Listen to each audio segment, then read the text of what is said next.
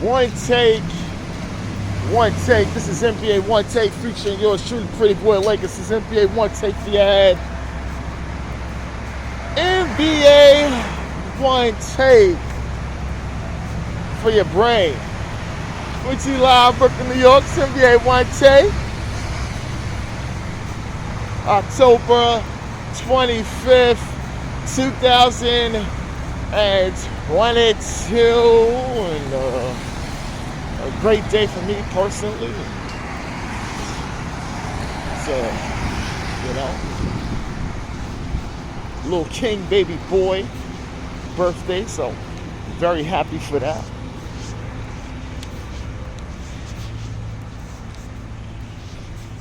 But it's 3 games for me on my docket. 3 games for me on my docket. 3 games for me on my docket. The first game is the hometown team, the Brooklyn Nets, going into Memphis to go up against the Memphis Grizzlies. And man, this was a real high-scoring game. And not too much on defense, but it was a real good game to watch, man. I mean, you got Kevin Durant and Kyrie Irving. They both going for 37 each. Kyrie had 8 assists. It's really going at it, man. Nick Claxton finished with 16, playing well the past couple games. I was telling some people about. Telling people about him. He said he's getting his offensive game together a little bit. So gotta watch out for him. Ben Simmons, 7 and 8.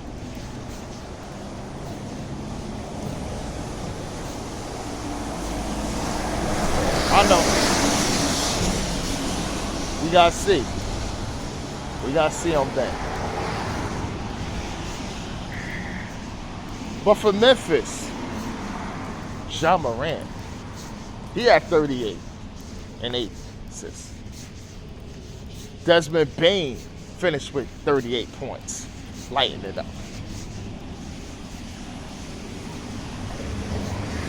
And Aldama was hitting it from 3-point range.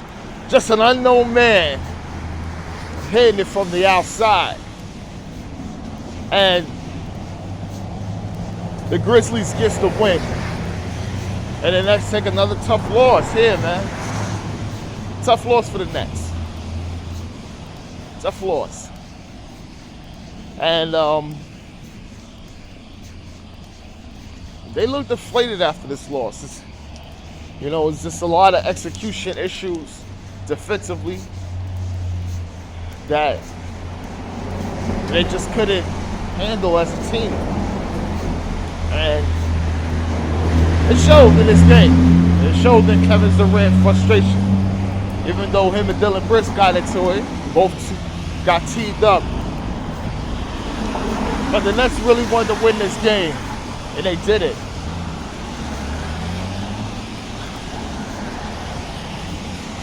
And now they go 2-2 in the season. All right. The next game of the night is the Chicago Bulls versus the Boston Celtics. The Bulls get this win,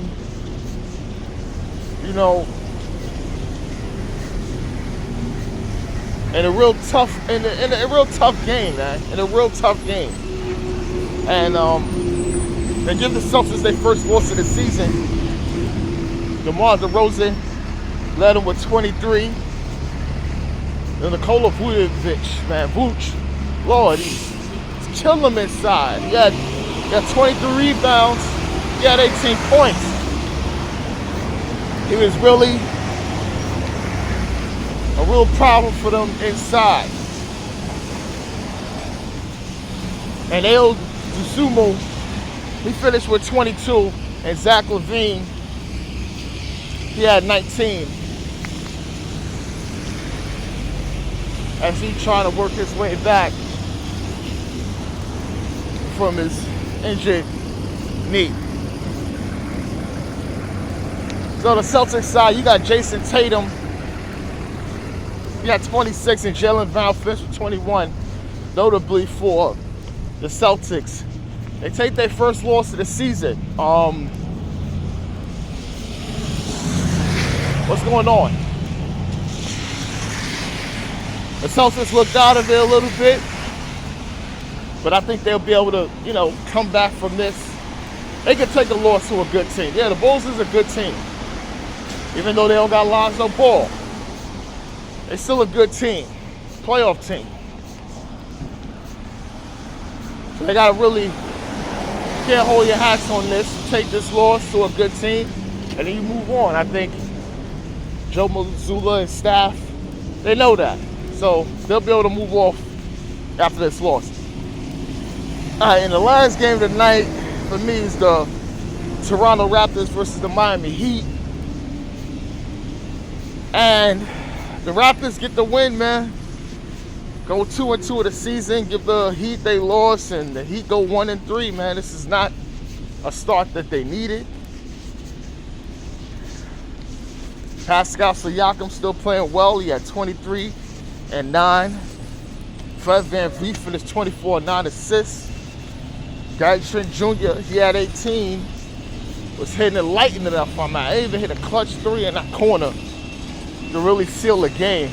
The pressure's a 2 on his former team. He had 10 points, but he had 23 rebounds. 23.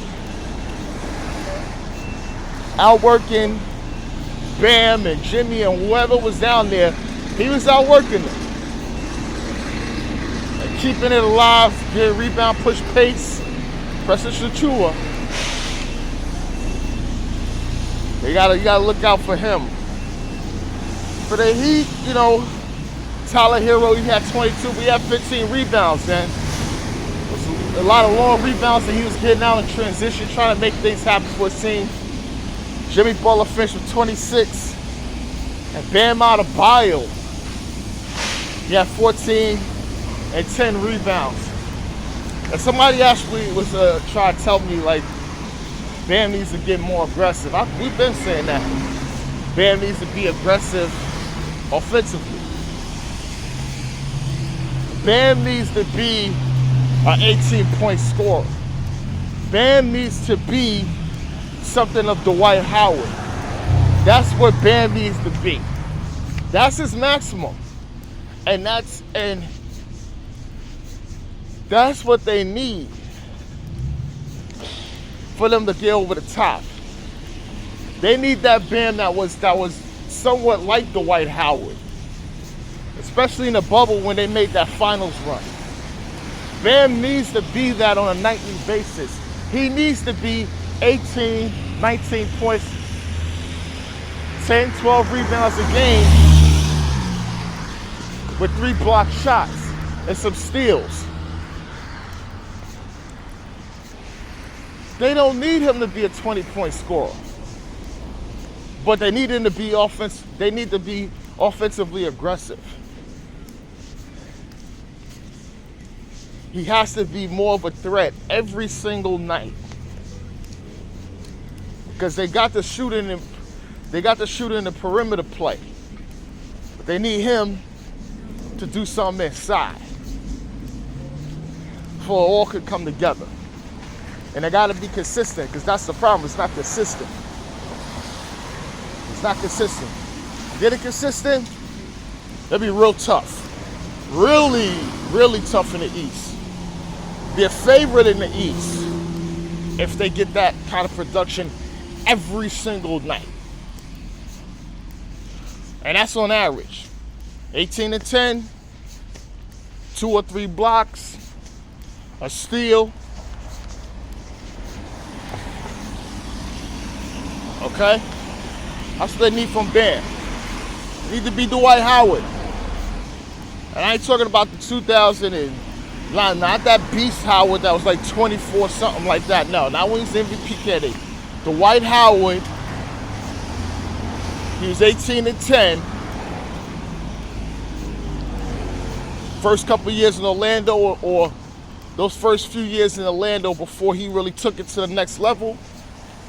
because he had other people doing the scoring, or when he was in Houston with James Harden. That first 2 years or so when he was with James Harden. That's what they need. They get that from him, trust me, they will be in the finals again. Because they have everything else that could work for them, especially going into the playoffs. But this is NBA One Take. It's Pretty Boy Laker, and I'm out.